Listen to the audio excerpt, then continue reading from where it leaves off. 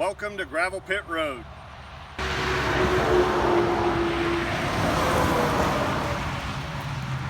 She's a beauty. Born in 1975, GMC C6500.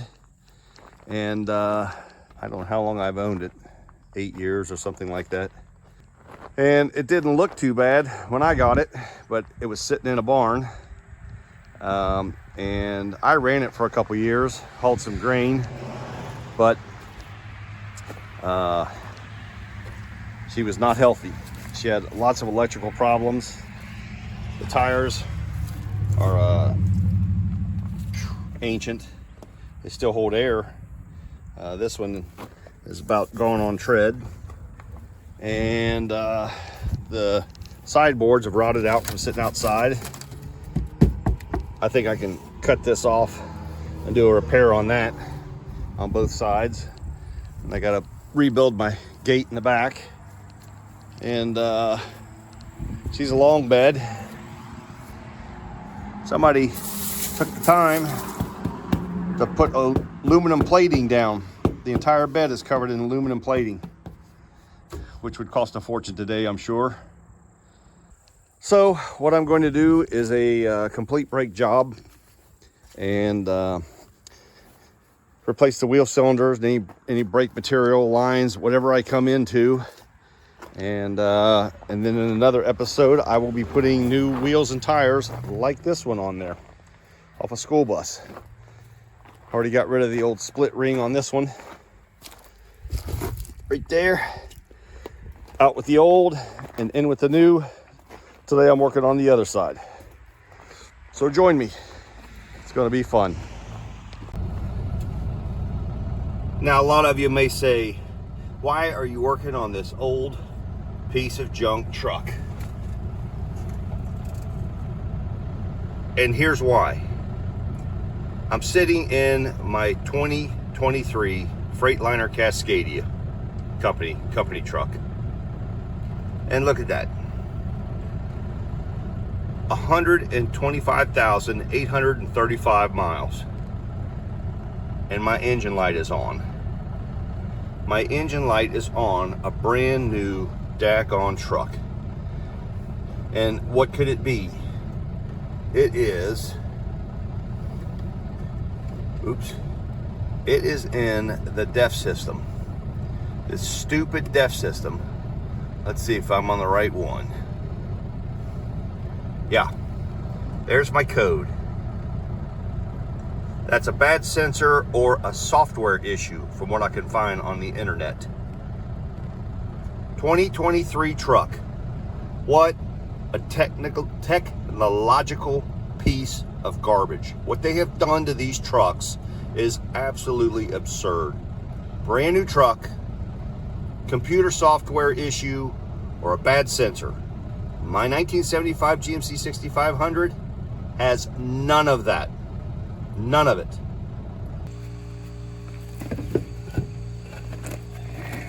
These things are heavy, and the school bus ones are even heavier.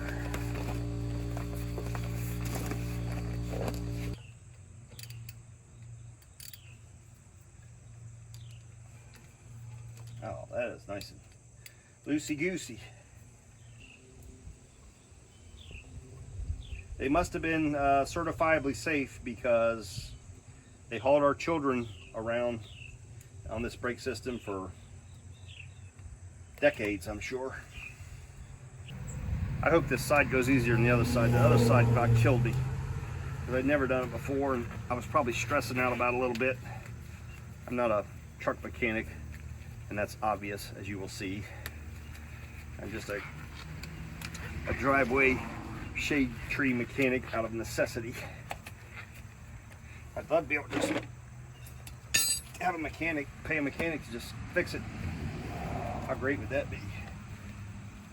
Hey Bob, come over here and fix my truck. I'll pay you whatever you need. Doesn't work like that in the real world.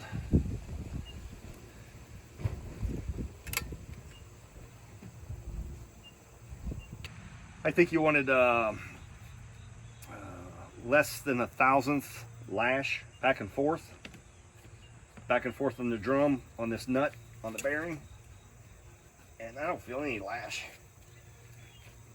But a thousandth is not very much lash. It's almost immeasurable. Understand that everything I speak is from limited experience. The experience of doing it wrong once and then doing it again to fix it, and then doing it a third time to make it right. Because I'm a professional, not a professional. I am slightly organized though. I like to keep my stuff in bags so I don't lose them.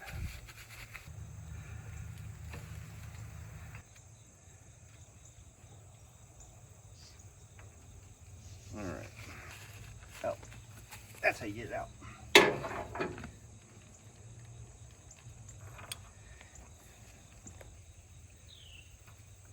Oh, come on, baby.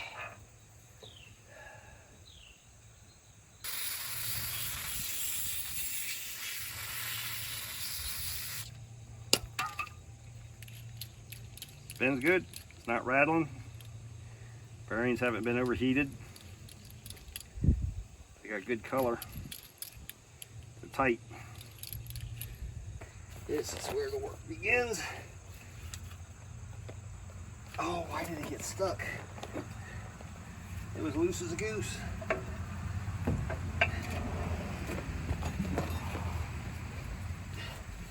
Come on, baby. Oh, there we go. It's off. Yeah. That's what I'm talking about. And the drum is in good shape. It's just dirty. Woo! This outer piece right here is a seal. And that bearing, I don't know if that bearing, I guess it'll come out because it's rubber inside that seal. I don't know, I'm gonna have to work on it off camera and see if I can figure it out.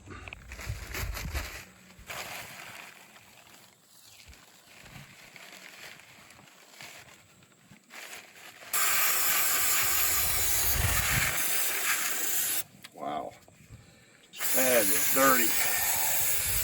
I don't know how it got so dirty, but it's dirty. I mean, there's stuff in here that got me scratching my head. How that got inside that wheel.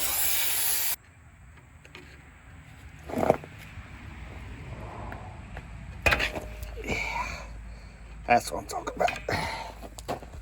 All right. Danger.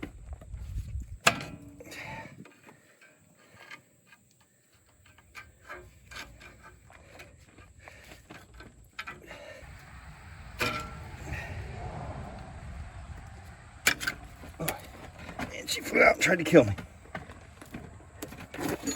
Probably have to take this out and just pry the cylinder away from it.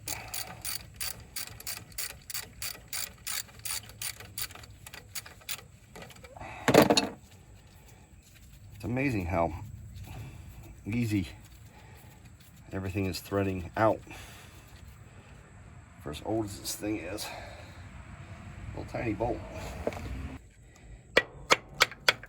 Now it's loose. Look at that. Oh, that's unreal. The other side fought me so hard. All right, all I have is the crush washer fell out. That's fine. I got new ones. I gotta get this out of here. That was easy. Look at that. Ha! But that's what we're looking at. It's a funky shape. It's got this triangular wedge. They're still readily available at the auto parts store, to my surprise. Looking up a C60, because the 6500 isn't in their computer for anything hardly. But the C60, C65, they got all kinds of stuff loaded. All right, so I had to order the driver's side, or I guess that's left side, because there's a left and a right, as I found out.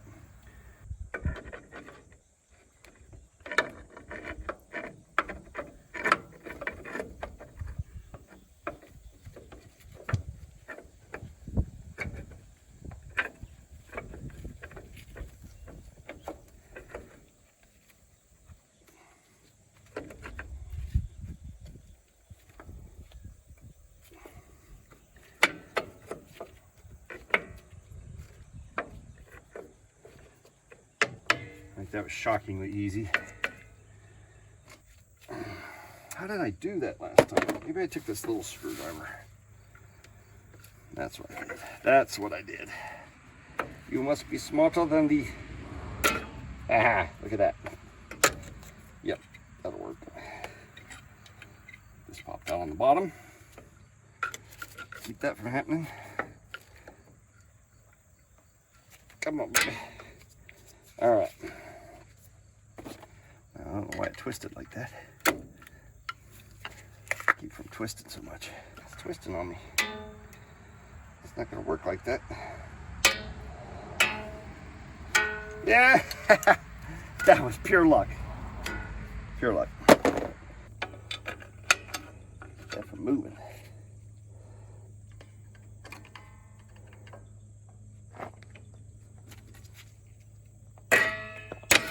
I outsmarted it. I outsmarted it. That's hard for me to do.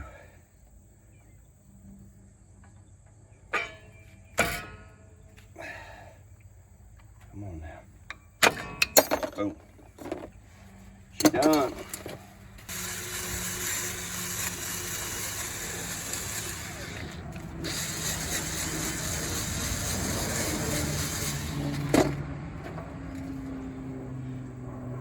Rust reformer. Instantly converts rust. Sure does. There it is. Converted it to black paint. Beautiful.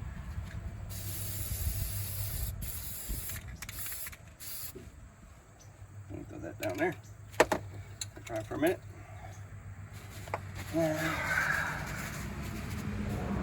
Misery at the corner of my mind.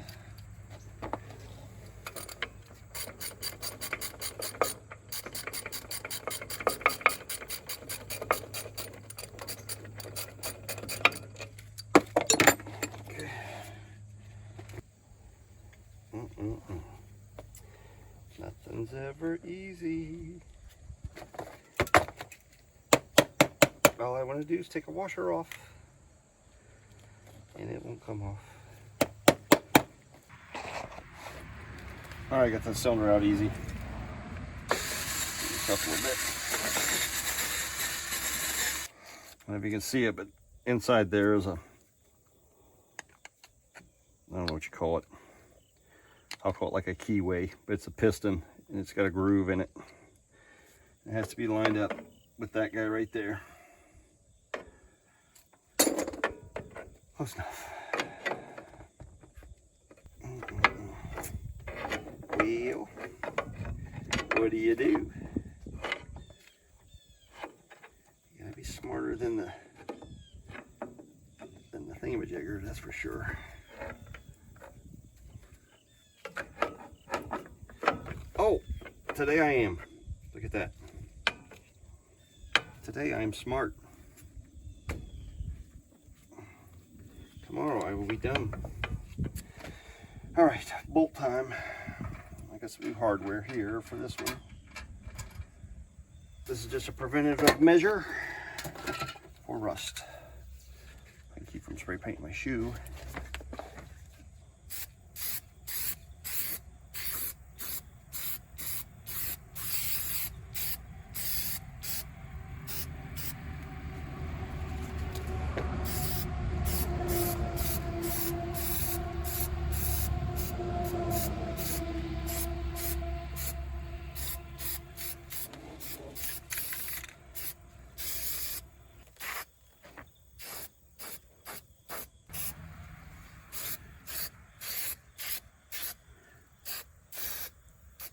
All right, it'll last another 20 years. Might be in the junkyard in 20 years. All right, that makes me happy. Now,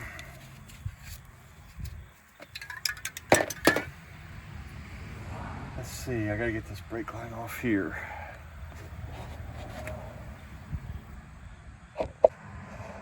My apologies, but I did not film any of this brake work I just did behind the behind the hub because it was a nightmare and it's pretty much taken me all day. So I have the rubber line replaced, but the old steel line was basically welded to the old rubber line, and I did everything I could to get it off. I ended up just taking a grinder, cutting off the old one, and got lucky right at the flare. Then I cut the flare off, pulled the fitting off, so I saved the line. And then I just put a new flare on it, got a fitting, put a new flare on it, and reassembled the new line. Let's hope it doesn't leak. And then I have all the hardware on back here.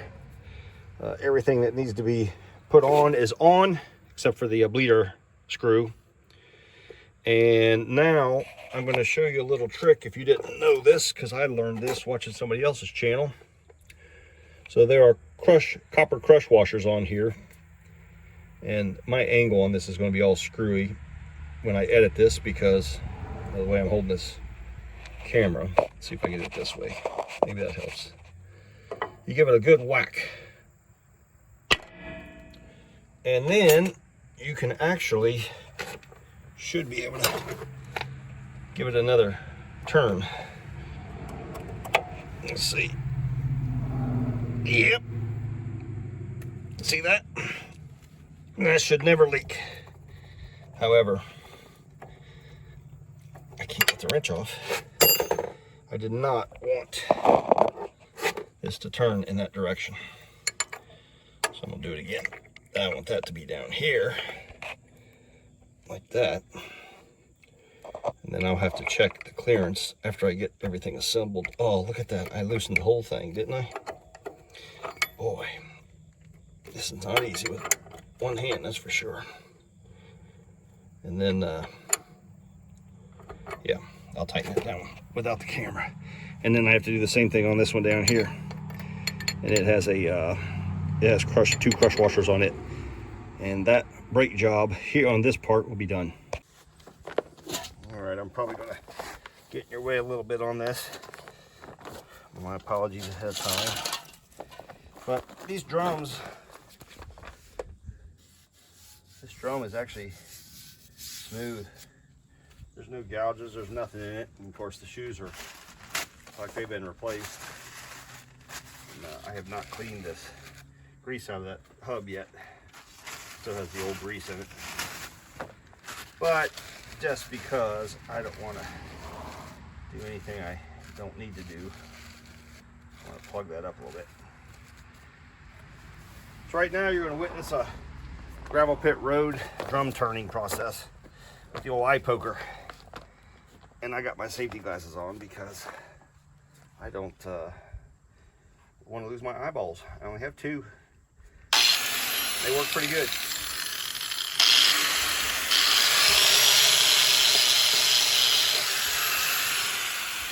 Turning the drums.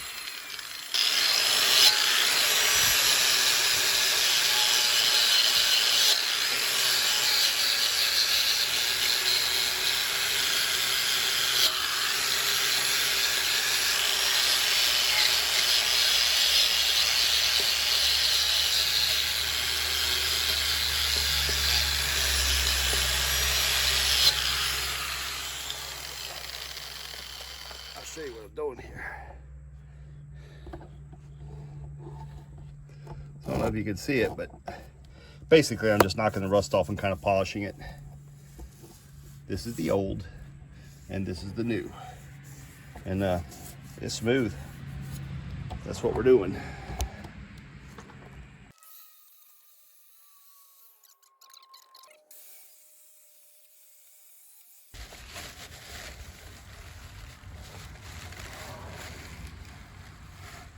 Man, they put way too much in there. It is caked in there.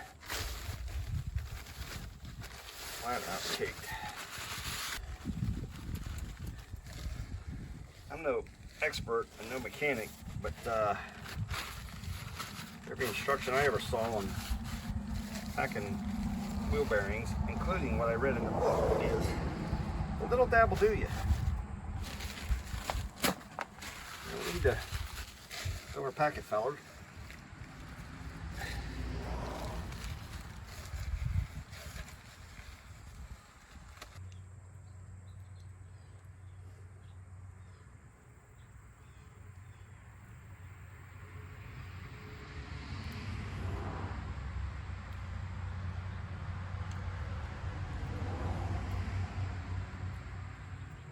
Supposed to put it in your palm and push it through, but that is nasty. It's already coming through. It's coming through right there. Grease on the inside, keep from rust.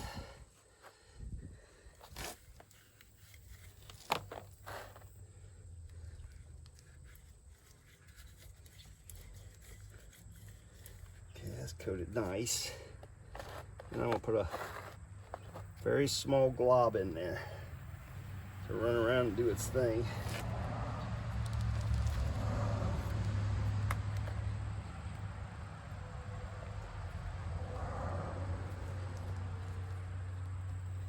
Then I'm gonna cover this race.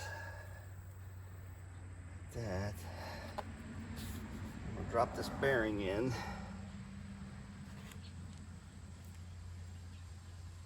Get off lead.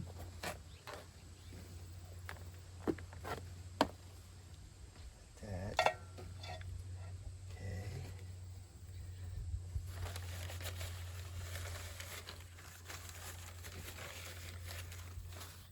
Grease on this seal so it slides through nice and easy. Easy and greasy.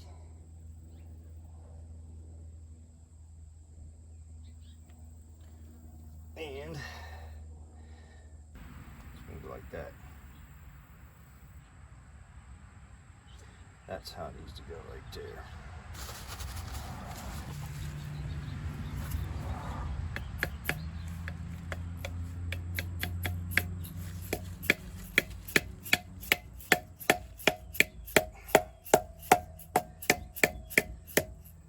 All right, I'm going to spray this off one more time.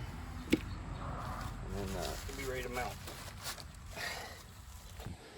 This is the adjustment on these brakes. I'm actually on the passenger side, which I've already done all this, but I decided to come back and redo it. There were some things I didn't like about what I did, but I realized that I did not mess with these and they are tight and I got to adjust these drums. So there is a 7/16 bolt head on the opposite side of this device, and it's rusty. It doesn't want to move. So I put these, took the shoe off down there, put this vice grip on there, and I got to loosen it up and get that rust out of there so it turns freely. I got the driver's side turning good. It looks like it comes apart, but man, this thing is so old. I don't want to mess with it. So I'm going to work on this and then put everything back together.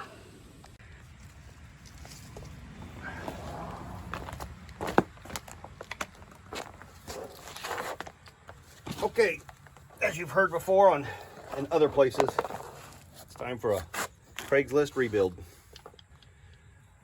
So there's a lot of peeling. There's been like an undercoating or something put on this. Thank God, at one time. It's all peeling off, but it's saved this fender on both sides. They aren't rusted through. They got a lot of surface rust, but they're not rusted through. In fact, the only place that's really rusted through on this truck is the driver's side floor pan, probably from feet and heels digging in all the time. So I'm going to take this wire brush, rip everything off. I didn't pressure wash it, it's dirty, but that's okay. The more oil and grease that's on it, the less chance there is of it rusting. So I'm just going to leave it be for now. But today, I'm going to knock this stuff off, give it a quick coat of rust reformer paint, and see how pretty it is.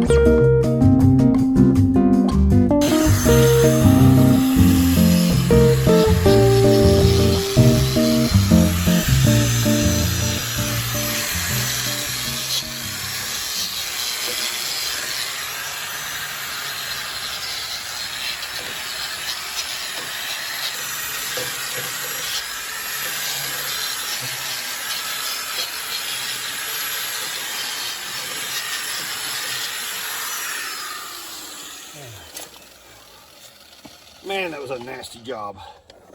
That was a nasty, nasty job.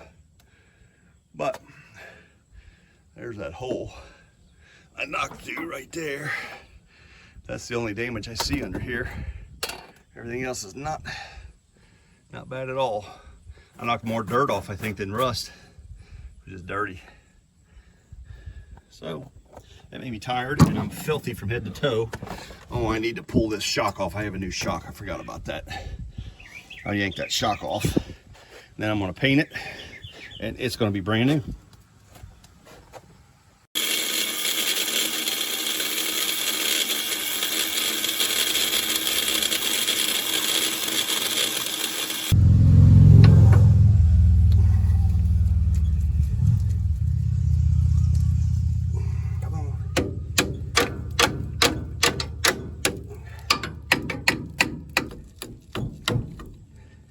He's coming. That rubber bushing is like mush. All right. Well, no, that shock's dead. Actually, there's still some juice in it, maybe. I don't know. Probably don't notice it. The inner bushings for the shock are still on there. If I can't get them to break loose with a, fortunately, they have a split down the middle of them on the top. This one's on the top, the other one's on the side. So I think last time I took a screwdriver or a puncher, I took a screwdriver and drove it in there and spread that out, and then I was able to pop it off. But I'm gonna do it off camera because it's hard and I need 2 hands. I got the metal sheet off. I'm gonna put a dab of grease on it. So when I slide but just keep it from rusting. Keep the shock from rusting on there. I ever got to take it off again. It'll be easier. Keep this from decaying. I got it all cleaned and polished up. It looks pretty. And on the bottom.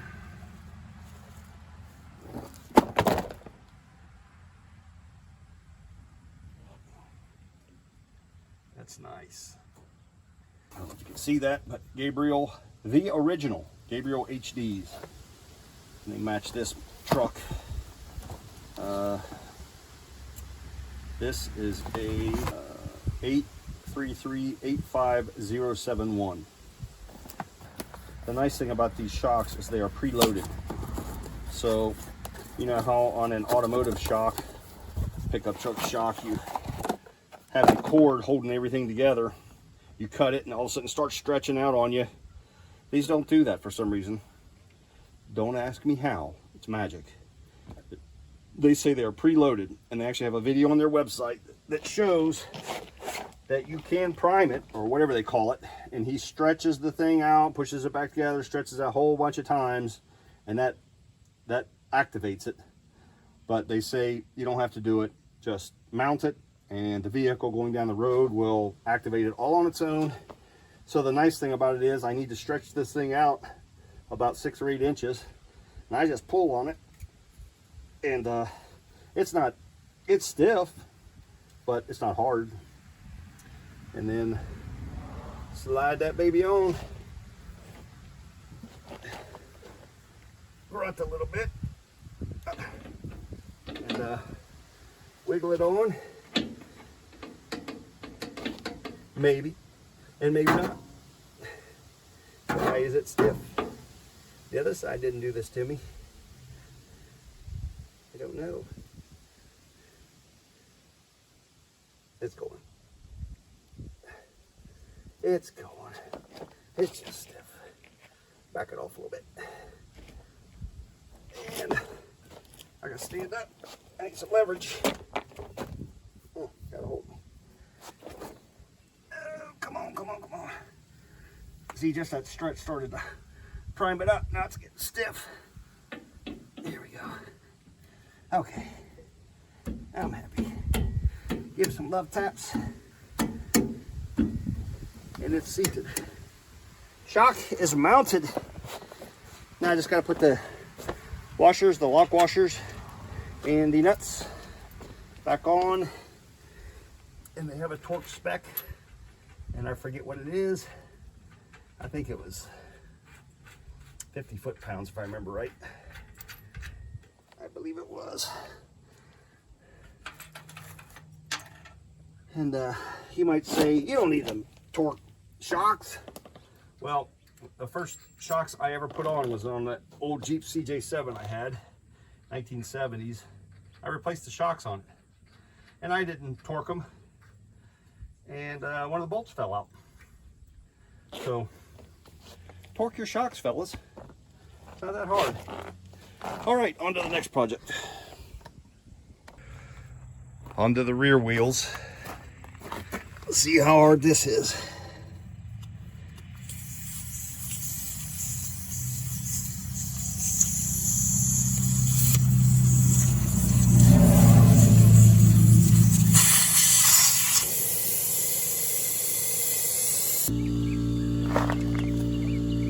Well, the front is 1 1/16 lug socket. The rear is 1 1/4 inch. To my surprise. Oh, that was too easy. Too easy.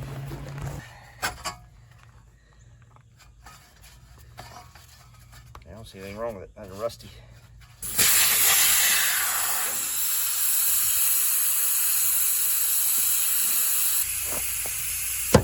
Oh, look at that.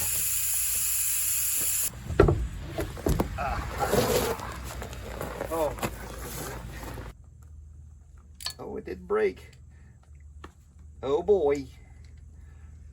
Oh my. Oh boy. I'll say it again. These old machines, they're a lot different than the new ones. Where you snappy everything you put a wrench on. Let's hope it stays that way through this whole project. Everything just comes right loose. What's the chances this is built like the front with just a castle nut? Not good. The chances are not good. That is definitely the axle. But it has teeth in it, like a sprocket. So, does that mean that I don't have to take the axle out? That I can just, not a very good job. It's sealed, but I wonder if this drum will slide right off those splines. There's splines in here. So I read the book on this, and I thought it said pull the axle. I don't want to pull the axle. Pulling the axle is way out of my realm of mechanicking, because I have no idea how to properly put an axle back in. If it just slides in the way you took it out, or if it has to be jiggled and lined up, I don't even want to know.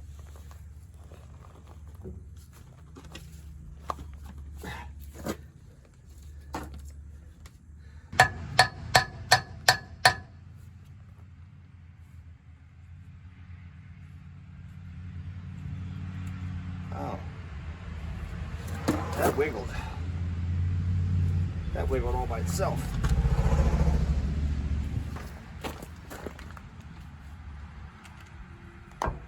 Nope. That would be the axle.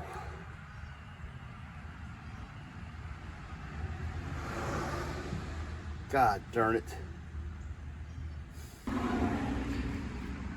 Well, I went in and studied my book, my 1975 GMC book, and it does not give specific instructions on how to remove this guy right here, how to remove this hub. It refers to this section, into that section. It talks about taking this off and taking that off. I resorted to going to the internet and searching for forums, and I found one that stated the obvious. That axle has to come out. When it comes out, there's supposed to be some nuts and some other gadgets behind there holding this drum on. You remove those, and then the entire assembly should come off just like the front did.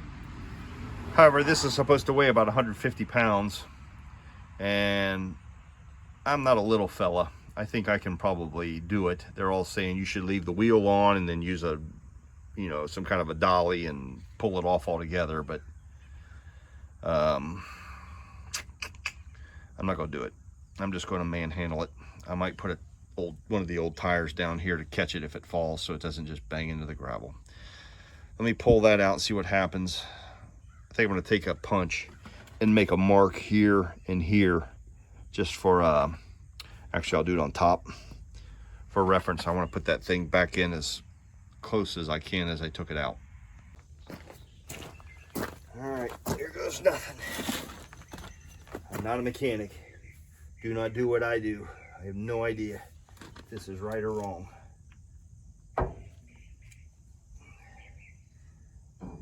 The book I have does not describe any of this. However, I can already see this is the correct way to do it, because inside here is exactly what they're talking about.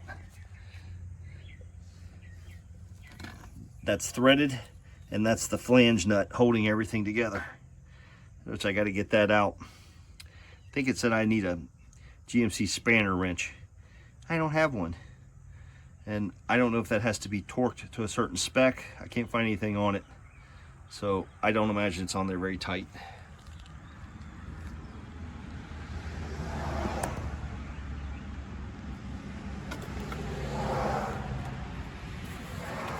Probably important to keep this clean. Get all this rubber off here from that gasket.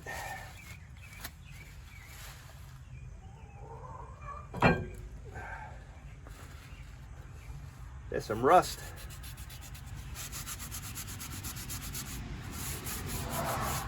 That's surprising from sitting. It's not good to let them sit.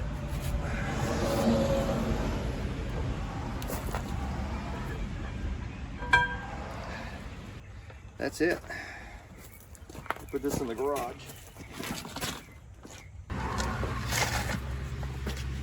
Okay. Spanner wrench, huh? You can already see there's tabs.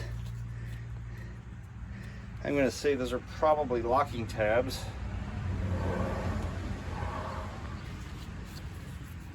Let's see if they bend.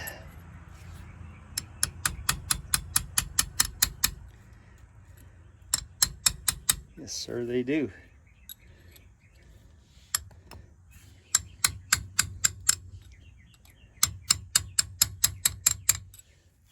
Is that what you're supposed to do? I don't know. I don't know. There's one right there on top.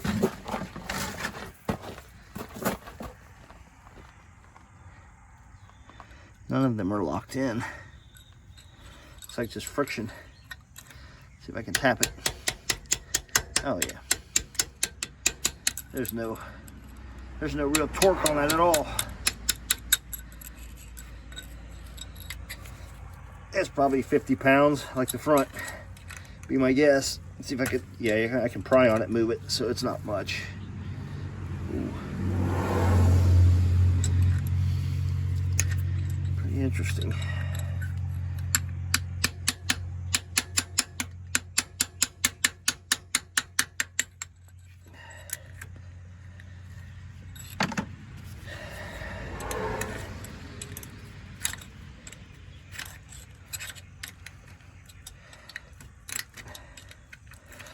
Refer to section 4C for this. Refer to section 4D for this. Refer to section 5.3 for this. You can't get a straight answer. Just put it all in one place, people. Step by step. But they don't do that for you. I guess if you went to mechanic school, it'd be easy to understand. But I went to the driveway mechanic school, where I get to do everything 2 or 3 times in a row. Because I don't know anything. It's hanging up on these flanges, I think.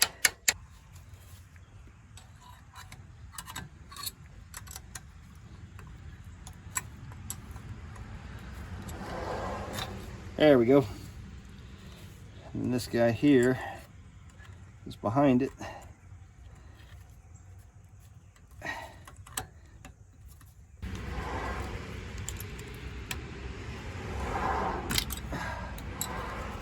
Goodness gracious.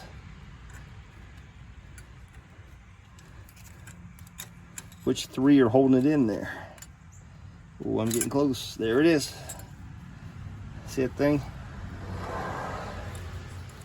Yeah, baby. There's another locking nut behind it.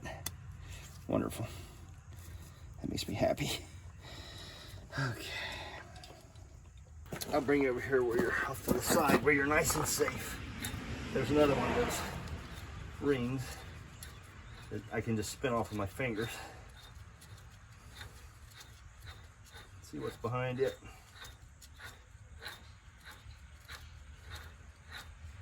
I stacked up tires on top of an old rim, a tire on top of an old rim, right up against the bottom of this drum, because it's supposed to be about 150 pounds, and I could deadlift that, but I don't want to. Okay, and there's a bearing. I'm looking at a bearing. I'm battling this drum to try and get it off. The bearing's still in there. I can't get it out, and I noticed that there is a, yeah, I guess it's like a snap ring that goes all the way around, but it's below these teeth on the back side, on the inside, so I don't know how that's keeping that bearing from coming out. It's all cast iron. Not sure about that. I know there's one on the other side that you have to probably take something like that out to get the bearing out the other side, but I'll cross that bridge when I get there. For the meantime, that bearing is going to stay in there because it's nice and loose and floppy. But this is where I am on the drum, which is proving to be a heck of a battle. And I'm not working hard. I'm just taking my time. But I've got it down to here. You can see that's brake shoe right there, right here. So I've spread that half an inch maybe. This drum here was almost completely overlapped here. And now it's stuck again. I'm gonna work it a little bit, see if I can get it to even out, and then I try to spin the drum. And then once it breaks the crud and crap on there, this is soaked in brake fluid. These wheel cylinders have been leaking. So hopefully that'll lubricate it and it'll slide off. But I'm not gonna film it because it's a very slow, tedious process and you'll be bored. I'll let you know when I move it some more.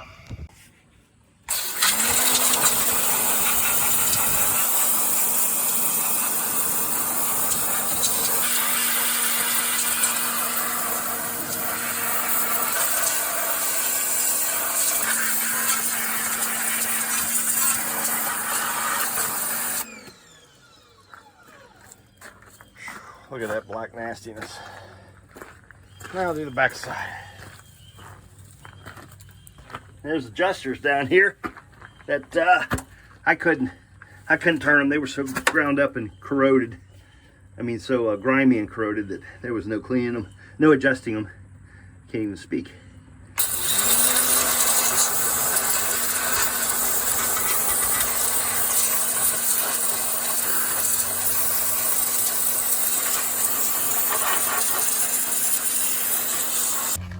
Well, that's quite an improvement. That's all going to get painted with rust preventer once I rebuild these brakes. Made in USA. You'll never see that again. Or we might get lucky. You know, manufacturing might come back to the US. Doubt it. And then look at that. Filthy mess. That was supposed to stop my truck. Yeah. Yep. Good thing I never put more than 1,000 miles on this thing over the past 10 years. But look, the brakes are brand new. Look at the lining on that. And they're still stuck. They're riveted. They're perfect. I have my safety glasses on, and I put my leather gloves on so I don't get my flesh ripped apart, because these springs are under tension. There are gaps. And I can't let the brake shoes in because the adjusters are frozen. So, danger. Let's see what happens. I need a better tool, but I don't have it. Let's see. Can I pry on that and break my camera?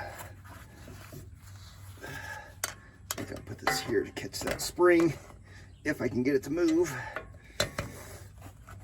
It's moving, it's moving. The springs aren't that tight, I don't think. Can't get a good grip. Try the other one, longer screwdriver. Maybe. Come on now. Almost slipping. Nope. No bueno.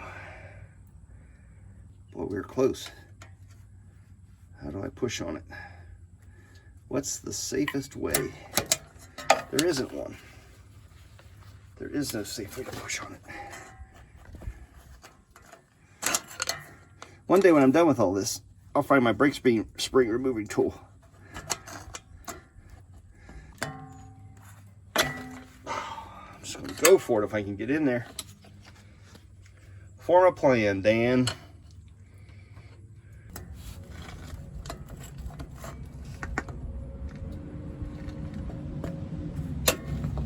I got it. Look at that. I got it. I got it. I got it. I got it. All right. That's wonderful. At least the springs are solid. They're springy. They're not rusted out. And they're not broken, which we've all seen those. One down. It's a shadow kicking in. Sorry about that. That's the way it goes. At least the sun's shining. This is the week after the Asheville, North Carolina massive flooding. We got a lot of rain, but we sure didn't get what they got. And we were so bone dry here, the ground took it all in. How am I going to get this off? What to do, what to do? There's nothing to pry on. It's at an angle that I can't get to it. What do? Let me see if I can take this out. If I can get that out without hurting myself, I'll just see if I can slide the shoe back. So it looks like there's a pin in here. Some hocus pocus homemade crap. Might be factory, I don't know. I bet it's gonna break off and then I have to push out with a punch. Oh, absolutely, that's what's gonna happen. Absolutely.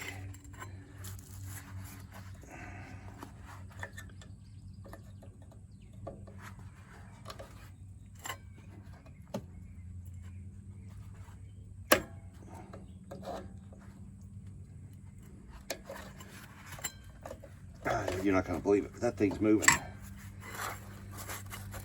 Look at that, it came out. Yeah, it came out or it broke off down in there, but I think it came out. Little piece of hook wire. This is one of those situations where you stop while you're ahead before you do irreversible damage. Before I do irreversible damage. Because this spring was under real tension and it's a good spring. And I don't have a tool. I've said this before.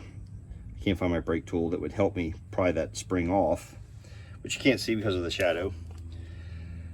But while I was goofing around trying to get this off, it did what I thought it would do. The stud, however it's locked into this body, it's spun. So that's not coming off. The only way I would ever get that off if I had to would just be grind it off, get a whole new pin, start over with brand new hardware. But I'm not going to do that because I'm not going hunting for that. I probably can find it, but not going to happen. So the shoe actually, as I was spinning that, the washer, everything turned, it spun, and then it freed this shoe up. So now that that's free, I'm golden. And she's stuck. Of course.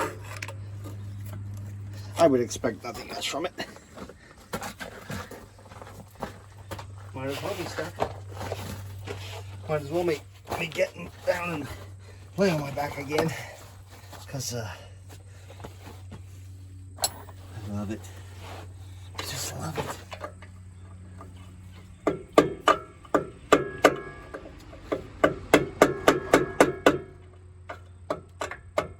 All right.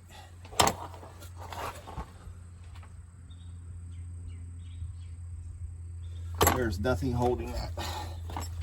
So why is it stuck? Is it welded with rust? Likely yes. Ah ha ha! I win! I win! I win! I win! I win! I win!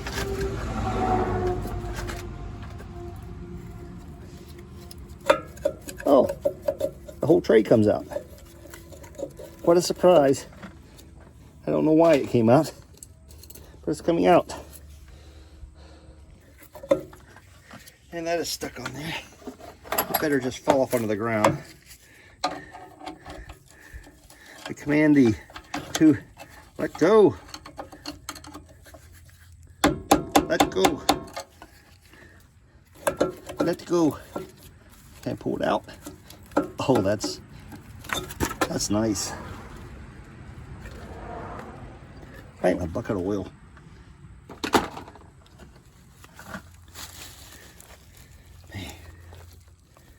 You see it? That is delicious. Let's see. I'll show you what I'm looking at here. Yeah. Ugh. Oh, it's got its own little tray stuck to it. Look at that. That cylinder has worked never since I've owned it. Good thing I did my safety check. Jeez. Okay. I think I'll replace this one. Can't read it. Something heed. Low to heed. Looks like L-O. Who knows? Anyway. Whoa. Okay. On to the next one. Yeah. Alright, that's gonna work. That's gonna work. I think. Oh, you know what? I didn't unbolt that. Why don't we try that first? Okay.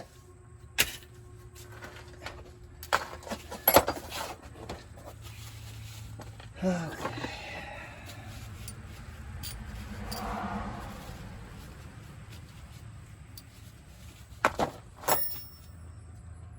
think I got it loose. I got it loose. That was not too painful. Much easier than the bottom one. And it's coming right out. Maybe. This has got fluid in it. I can hear it squirting. Yeah. And this one, there we go. Look at that. Dump this fluid out. It's already out. Shield came off. What's this one look like?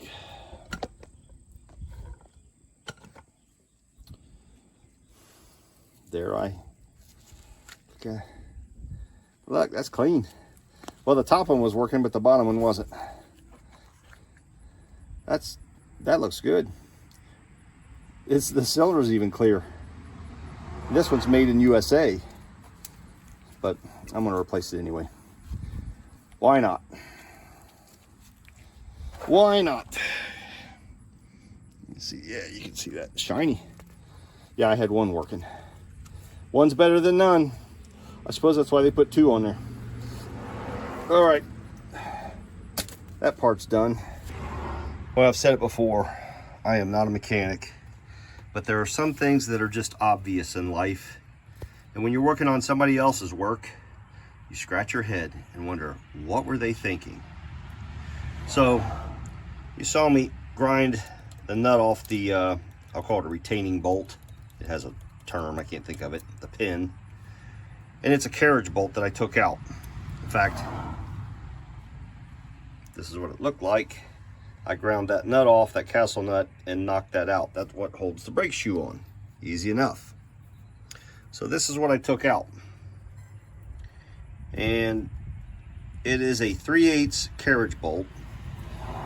And when I tried to loosen it, it would just spin. It would spin inside this rectangle. And I was thinking that the hole was all worn out. The square hole was just worn out. Could I be wrong? Yes, because it is supposed to have a 7/16 bolt, not a 3/16, a 3/8. 3/8 versus 7/16. Doesn't sound like much. Look at the difference in the size. If I can hold this for you, it squirms around in my fingers. It's quite a bit of difference. And I don't know why they would use a 3/8. The 7/16 are readily available. And it only partially goes in there right now because that hole is kind of messed up. That square is not exactly square.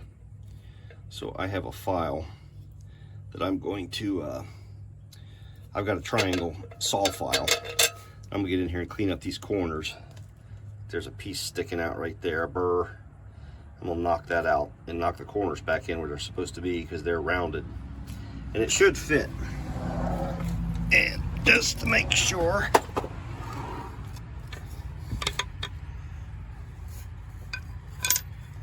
there's plenty of room. So much room it fell through. But yeah. And this is how it is. This is factory. I mean, this is the way it's set up. The only thing I could see different on the factory bolt is I think the factory bolt has fine threads. And I wish I could find one that had fine threads. I could order it from Granger, but it would take me a week or two to get it. And I want to get this done now. And then I could use a castle nut because I get a 7/16 20 thread, and you can only find castle nuts either in, no, I take that back. I could get a 14 thread castle nut to fit the 7/16 14 thread, but I had to order it from Granger, and it was going to take a while to get it. So I'm going to take a nylon, I'm going to fit this where it needs to be, take a nylon locking nut and just drill a hole through both the nut and the bolt and drop a pin in it. And between the nylon and the pin, it should never move. And if I inspect it one day and find it has, I'll order the castle nut. I just went through a big project trying to get this adjuster broken loose. There's one on the top and the bottom, and I finally did. It has a it's threaded on this side, and the threads go all the way through, obviously. And on this side is attached. The pin is round with slots in it. I don't know why the slots. It kind of looks like a guide, like on a crescent wrench. But the whole thing rotates. When this rotates, the entire pin all the way through is rotating. And somewhere in there it was locked up with some rust. And I got it loose, but it's not perfect. So I'm gonna clean it real good now. I got it lubed with brake cleaner, and then clean out these threads with a tap because they're all rusty and crusty. And then I'm gonna try to work some copper anti-seize in here, so hopefully I never have to deal with it again. And then I have to do the bottom one. Big project. And just food for thought, this piece here, there's a big pin on the back side with and it's shaved down to a small pin, you know, about the size of this punch. The pin itself is as big as my finger, but the pin coming through inside of here is about the size of this punch. But I'm thinking it has a spline on it because I unbolted it and got it to rotate up and down, but the whole pin spins and you can't knock it out with a punch, and I can't pry it off, and I'm not gonna mess with it because the last thing I want to do is break it. So that's that. These adjusters were frozen, rusted in. There's one on the top and there's one on the bottom, and I had to take these off these little locking tabs, that screw right there. And it was a nightmare. It was a nightmare. I had to use my torch. I had to heat the housing, let it cool, spray it with brake cleaner, screwdriver and a hammer, tap, tap, tap, forward, backwards, penetrating lubricant, tap on the screw with a punch and a hammer, just tap, tap, tap, tap, you know, just create vibration, knocking rust loose, repeat, heat, I mean, cool, again and again and again and again and again. And this one came loose fairly quickly, but this one down here, the cylinder was leaking and it was in rough shape, but I finally got loose and got some copper anti-seize. I got the first wheel cylinder on. They're directional. You can only bolt them on one way. They will only mount one way. Let me put it that way. So this is the only fun part of this job I've done, is just finishing these because it's easy. So those go on, and these two small bolts go in the back, and this part will be done.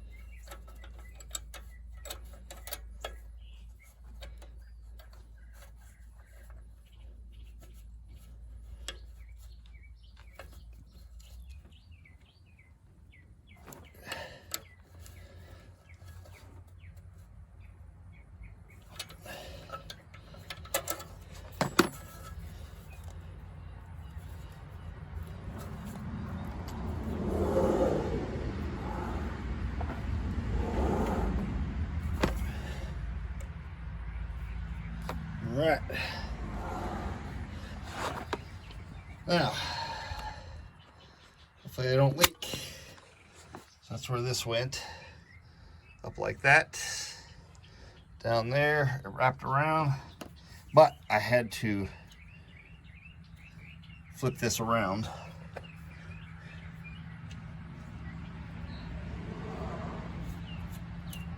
So it's kind of routed like that one is. Same type of deal. That one's fancier, but I don't have enough line. This needs to be like 3 inches longer, 2 inches longer. It's a 30-inch line. You can't get a 33. And I'm not making my own. I'm buying them prefab. Duh.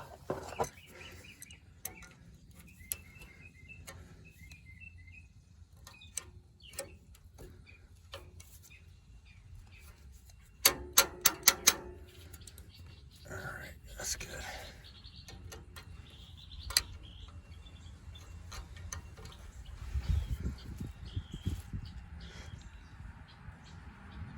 Okay.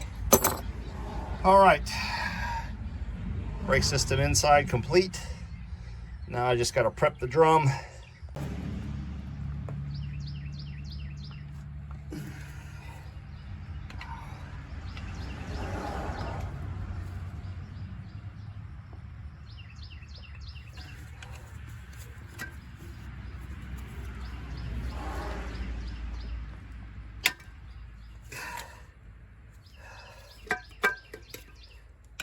Man, how you supposed to get this guy out?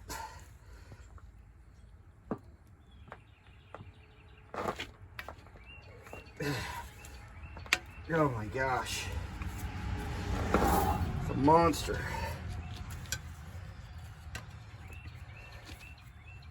This old chintzy tool. They must have a big one for these guys.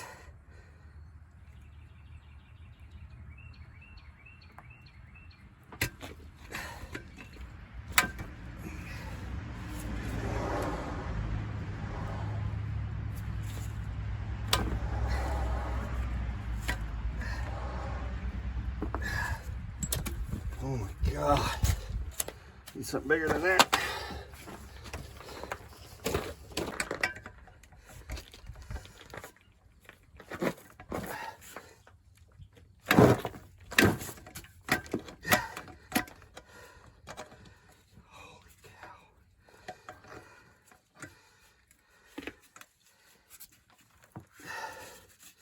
Did not expect this much trouble.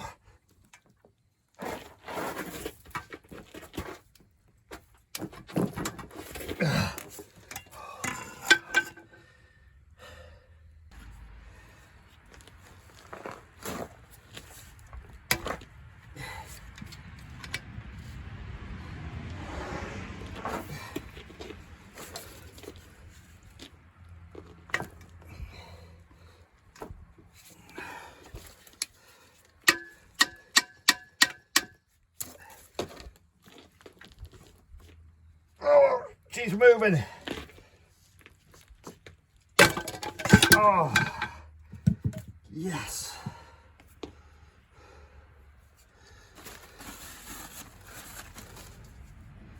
That's good. Grab it picked up.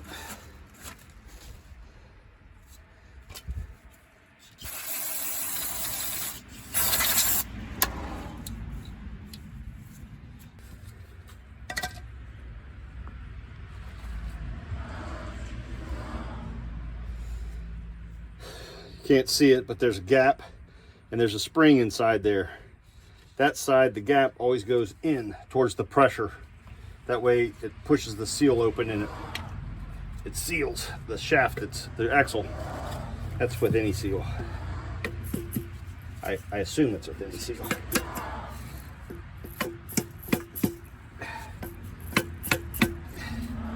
This is going to have to work because I have nothing that will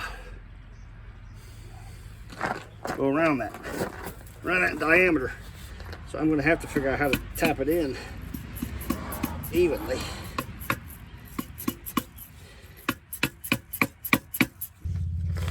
How about the nice rubber of this handle? That'll work. This hammer handle is rubberized.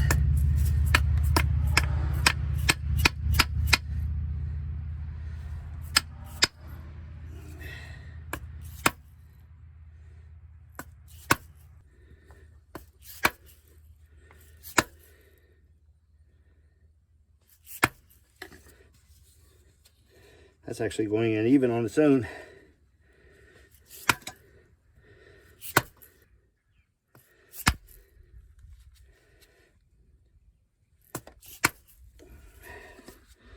Well, there's a lip in there. It's as far as it can go.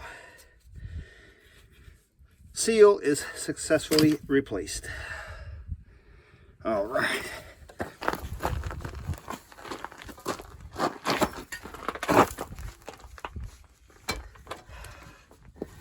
Light. Yeah.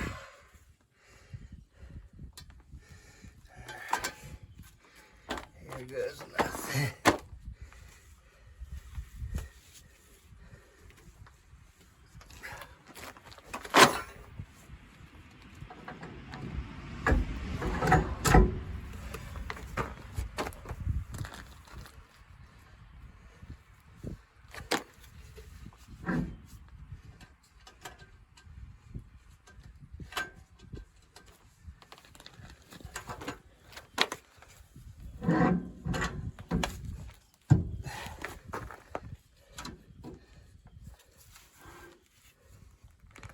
Piece of cake, light as a feather. There we go.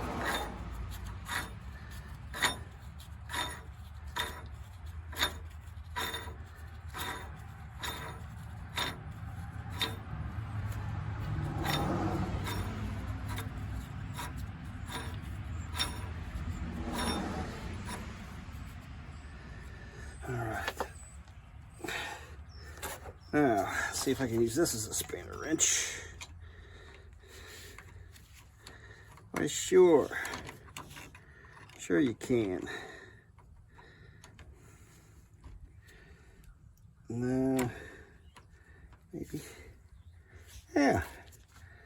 Another use for a needle nose plier. One of the greatest tools ever. Ouch.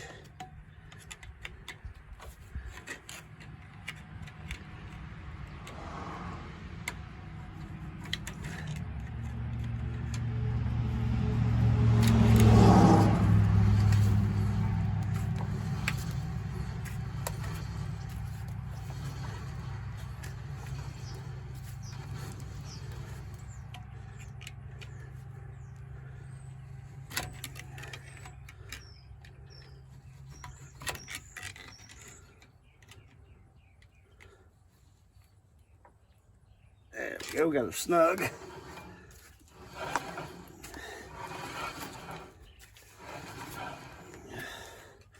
Let's back it off a little bit.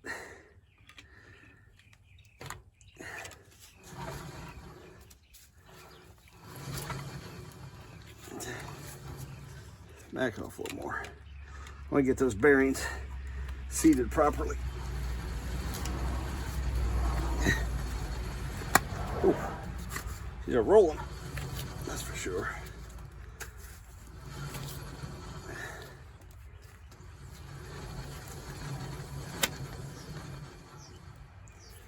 All right.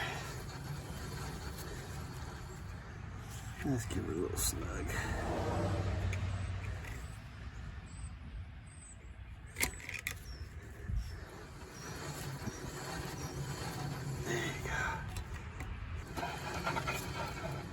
I don't remember it making a noise like that.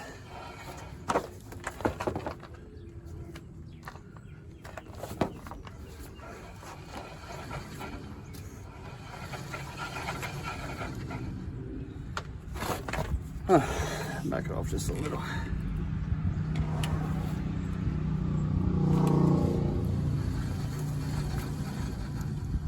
That's better.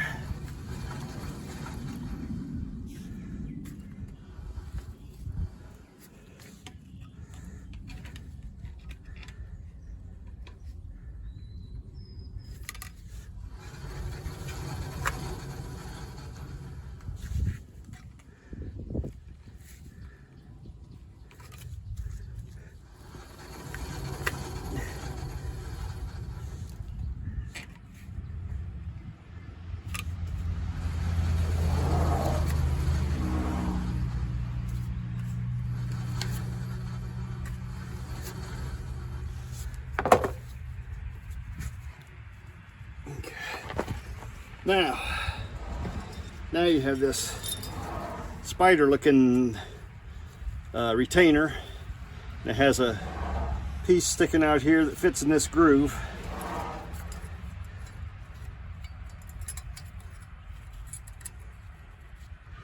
And then I'm supposed to be able to screw this identical one back on. Hopefully it goes inside those spiders. Those legs, I mean. I hope it goes inside those legs. I guess we're just doing like a double nut on a bolt, I guess is what we're doing.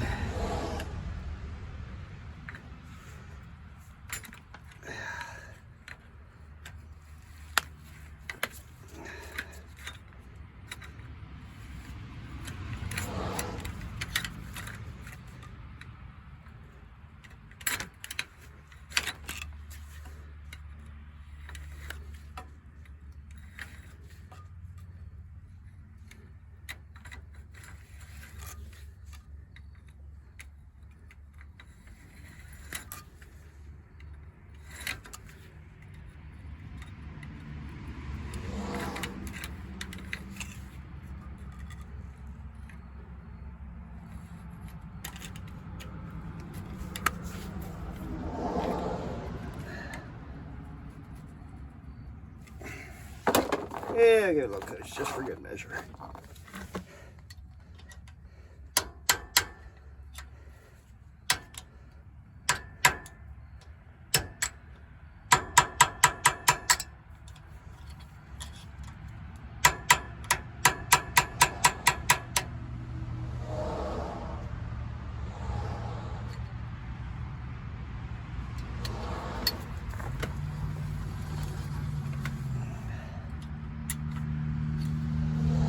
I think I'll leave it there.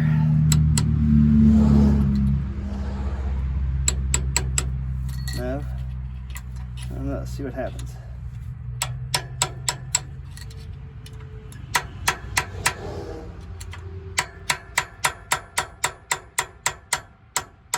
Yeah, that'll work. So I got him lined up. I got a few lined up. All right.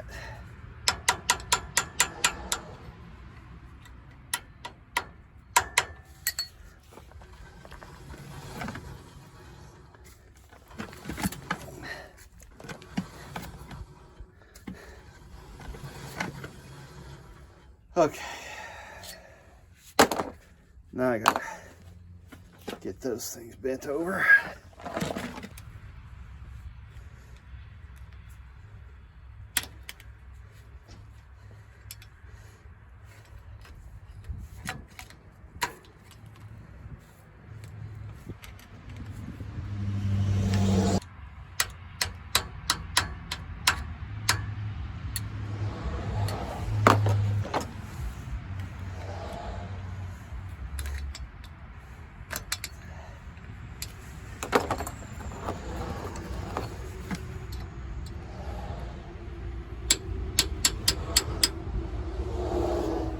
One down.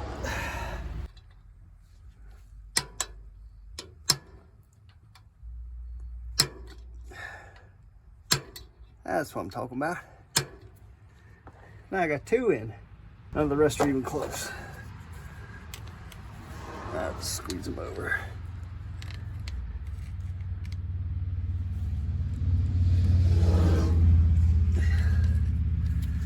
Alrighty.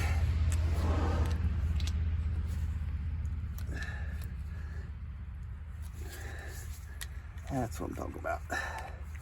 Bend the ends a little bit. Yeah. Beautiful. Okay. Done with that. Feels good, sounds good. That's all I know how to do. Now, put the axle in.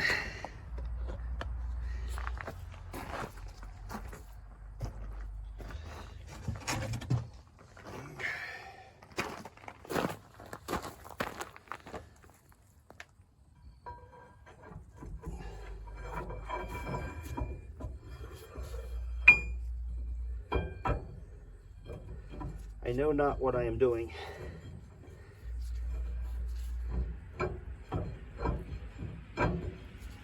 My concern was when I pulled this out, that it wouldn't go in.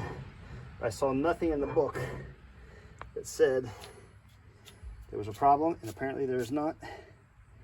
I gotta find my marks. Okay, so there's the mark I made right there. I still find the mark I made on top.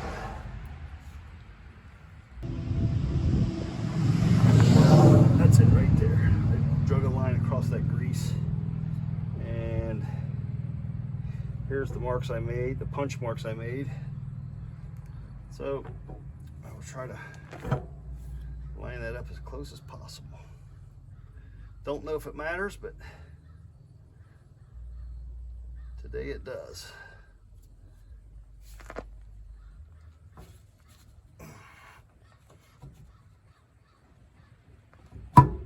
Boom! Look at that!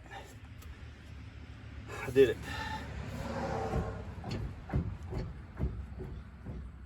All right. Holy moly, what a job. What a job.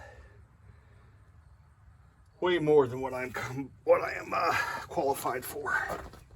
But I did it. All right. On to the next thing.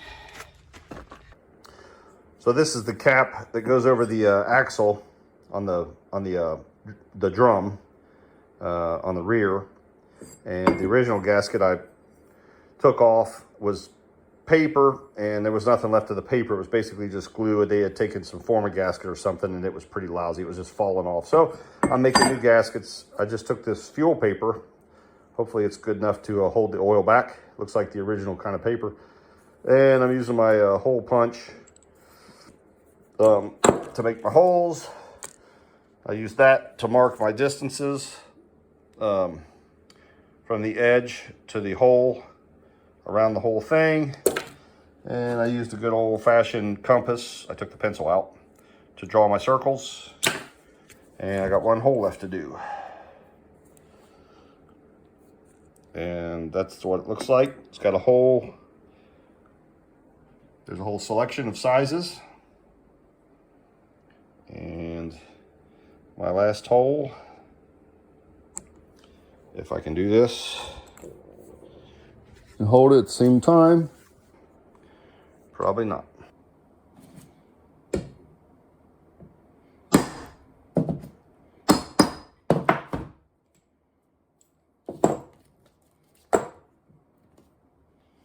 And voila, there you have it. It's not factory, but it's good enough. And I made two of them, one for the left side, one for the right side that I'm getting ready to work on.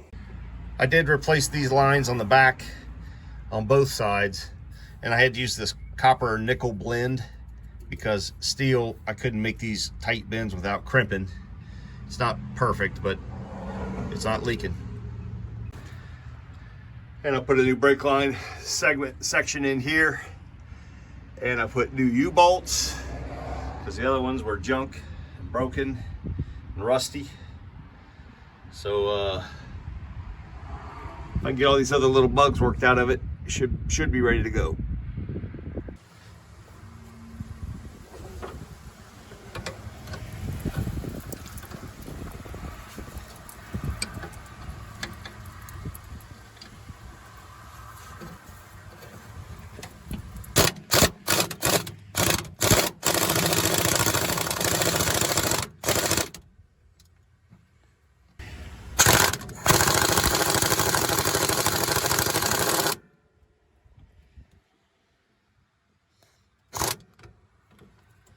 Now, two things can happen here. One is I just pull the master cylinder out and the shaft is sticking through the push rod, whatever you want to call it, sticking through the firewall. The other one is it's attached to the master cylinder and I have to go in there and unbolt it from the brake pedal. And there's a castle nut and a bolt in a terrible location. And I hope I don't have to do that. I'm hoping I can just leave the rod hanging there.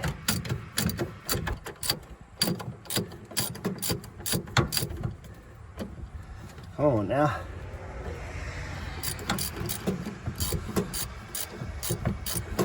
long is this thing? One down. That's how long it is. About an inch and a half, I'm guessing.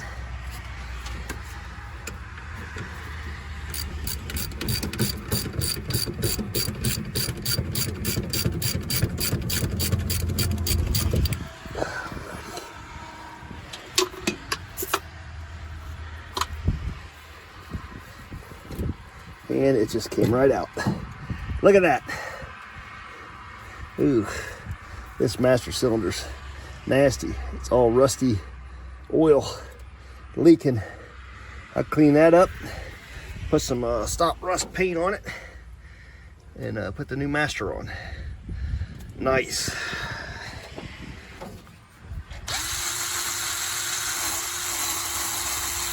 Feels good on the fingers, you know. Polishes your skin. This should be an identical replacement by Brake Best Select. That's what it says on the box.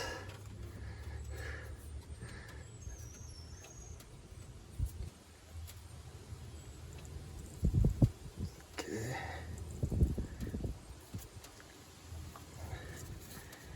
And it looks right. Got one hole on the bottom, one bleeder. Built exactly the same.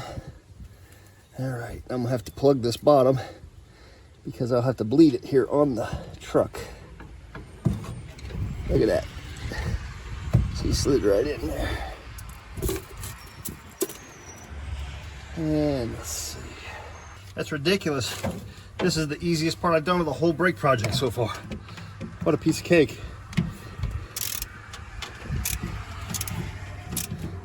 I better not speak too soon. I might break something. I don't know what the torque needs to be. Probably not much. Not much. That's pretty good right there. Bring this one in a little tighter.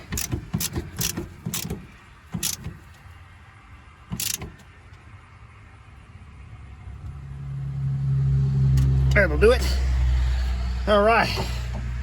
Man, that was easy. I always thank the Lord when something goes good. Thank you, Lord. And when something goes bad, well, let's just say, better off to say nothing at all. That's threaded, so that obviously goes right there. Okay, I'll give it one thumb up. I just keep getting deeper and deeper. So I've got all the brake system rebuilt. I found another brake line that was leaking. I need to fix it, replace it. And now I'm onto this guy. This is the key component to this brake system. One of the key components. And if you don't know what that is a vacuum brake booster. I also see them called hydrovacs. I don't know what the difference in the terminology is, but anyway, this is a Bendix brand. It actually has a number here on this tag, and I was able to find a brand new remanufactured. So I have to send this back as a core.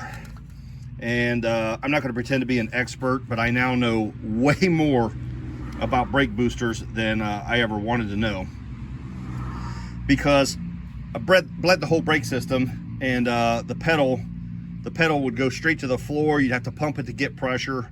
With the truck running, it didn't matter. My vacuum gauge showed very poor vacuum, and after you step on the brake a time or two, the gauge would just fall off. It wasn't building vacuum. So there's three components that makes this vacuum system fail. And the way this works, I'm not going to pretend to know what I'm talking about, but inside here in this can is a big diaphragm with a spring on it. And this is like a slave cylinder, a brake piston.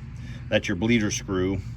And there is a brake line that goes into here, a hydraulic brake line, and hydraulic brake line goes here, and in and out. I don't know which is which. And then under here is some type of a vacuum system.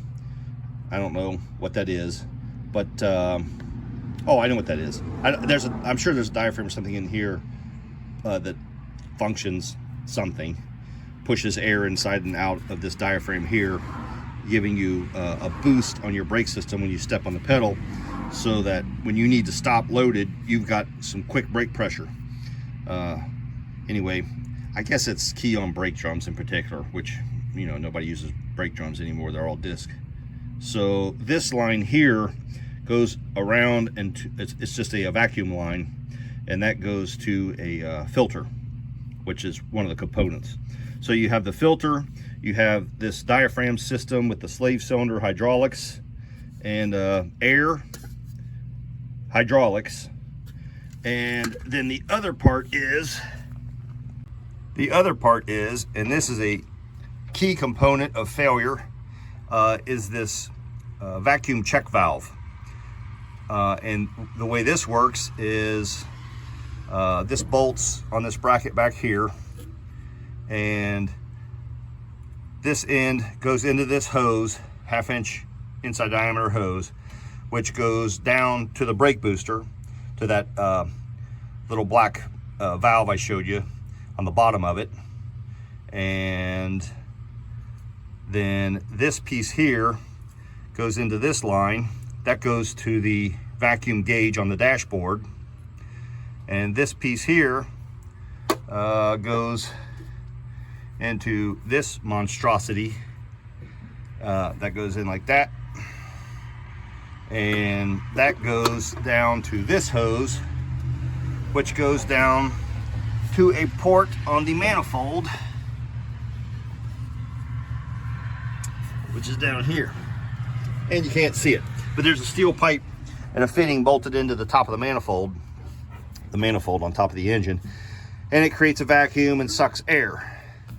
And that looks like a heater hose fitting, and I have to look and see where this vacuum is going. So, end of the story is, this part is obsolete. I've found them online, a couple different dealers, eBay, some Bendix dealer. I guess it's a Bendix valve, and that brake booster I got is a Bendix brand. But this does not check anymore. It's done. If this doesn't check anymore, the pedal goes to the floor, and because you're losing vacuum. And the way I understand it is the engine is pulling vacuum from the brake booster into the engine. That's where it's creating the vacuum, which is moving the diaphragm and all that good stuff. So I ordered a vacuum, Rebestis vacuum valve, check valve, that doesn't have this little nipple barb on it for the gauge, but that's okay, because what I'm going to attempt to do, if I can create enough room back here in this mess, is I'm going to use this apparatus here, make a T, and then I have a split Y, and I'll run one to the gauge, and then hopefully I can use this for the other side. For whatever this is, I'll put on the other Y. I already installed the new remanufactured Bendix brake booster off camera. It's not hard. It's 4 bolts and a bracket here. It has a bolt that goes in here that bolts to the bracket, and the bracket bolts to the frame, and then you have those 2 bolts that hang on another bracket on the frame, and you get this. So I need to fix some lines. I had to cut some bad lines. I need to flare and do some new lines into the hydraulics, and I'll have to let's see, this is the vacuum that goes up to the engine bay, and then I'll have to hook up vacuum to this guy right here, and that goes to this filter I'll show you. All right, here's my supplies to rebuild everything. I got some new 1/2 inch and 1/4 inch vacuum line, and this is the filter that was that vacuum line goes from the vacuum booster, and it's supposed to have a nipple going in right here, which is broken off, and it draws air in around, it filters it. I think it's somewhere I read it was like a horsehair, but there's nothing left inside there except dirt, lots of dirt. So that didn't help the survival of my that's nice, put that on your brake lines. That didn't help the survival of my vacuum booster, which is dead. So I'll show you what I did on the filter, because this is also obsolete and I can find nothing like it.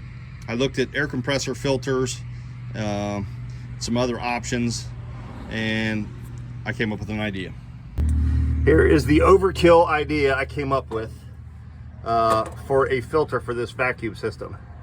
So what you're looking at is, this is a what do they call that? It is a air brake filter dryer is what this is. And this thing weighs about 5 pounds. You can see how big it is on my hand. It's big and it's heavy.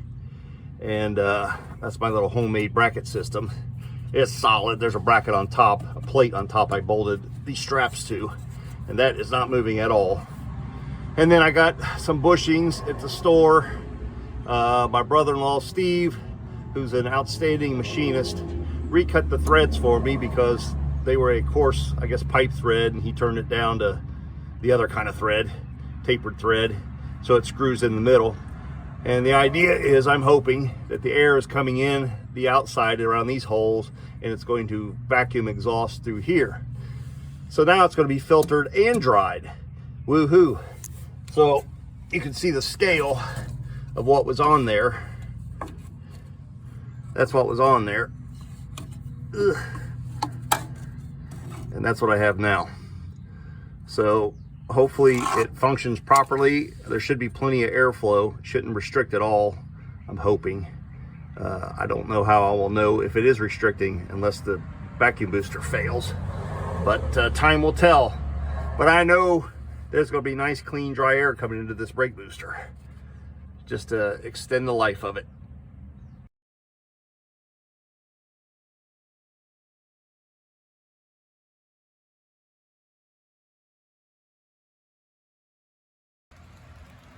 Well, the old girl did the job. I didn't really finish the video portion of the brake job, but it was done. The filter was the last step I had to do and hook up the new vacuum lines. It vacuums, it brakes, it stops hard. I carried a full load to the grain elevator and sold my soybeans. Check out the video on how to lose money farming.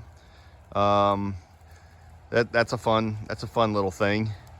But she did the job, and I'm happy. So I guess I did a decent job on the brakes. Work out some more bugs, and it's going to be a good old truck that'll last me a few more years. Hope you enjoyed it. I know it was long. If you're looking to rebuild brakes on one of these old trucks or school buses, this is a pretty thorough one. Hopefully it does the job for you and makes your life a little easier. You won't have to figure out everything I did. Thanks for stopping by.